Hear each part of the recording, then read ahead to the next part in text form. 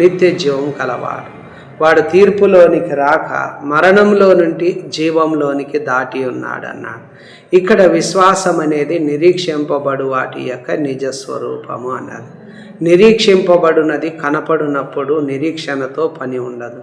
తాను చూచుచున్న దాని కొరకు ఎవడు నిరీక్షించును అన్నాడు. మనం చూడని దారి కొరకు నిరీక్షించిన ఎడల ఓపికతో దాని కొరకు కనిపెట్టుదము. మనము నిరీక్షణ కలిగిన వారమై రక్షింపబడితిమి అనే విషయాన్ని దేవుని వాక్యం మనకు చెప్తుంది. నేను దేవుని యొద్దకు వచ్చాను, ఆయన ఉన్నాడు, వెతికే దాని ఫలం ఇస్తాడు అనగా మన ముందర ఒక నిరీక్షణ ఉంది.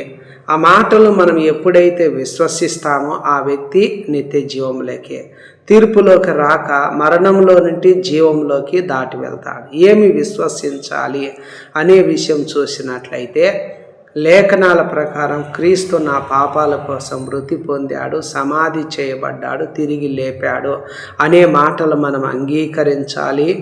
ఆ మాటలను ఒప్పుకోవాలి. ఆ మాటలను గట్టిగా పట్టుకుంటే ఆ సువార్త ద్వారా నువ్వు రక్షించబడతావు అనే మాట చెప్తుంది. అదేవిధంగా ఈ మాటలు మనం విశ్వసించాలి. అది ఏమిటంటే వాక్యం నీ దగ్గర నోటిలో హృదయంలో ఉంది. అది మేము ప్రకటించే విశ్వాస వాక్యమే. యేసు ప్రభు అని నీ నోటితో ఒప్పుకొని దేవుడు మృతుల్లో నుండి ఆయనను లేపినని హృదయమందును విశ్వసిస్తే రక్షింపడతావు. నీతి కలిగేటట్లు హృదయంలో విశ్వసించాలి, రక్షణ కలిగేటట్లు నోటితో ఒప్పుకోవాలి. ఏమనగా ఆయన యందు విశ్వాసముంచు వాడెవడును సిగ్గుపడడని లేఖనము చెప్పుచున్నది. కావున మనము విశ్వసించాలి. ఎవరు విశ్వసిస్తారో వాళ్ళు మాత్రమే నిత్య జీవాన్ని పొందుకుంటారని దేవుని వాక్యం చెప్తుంది.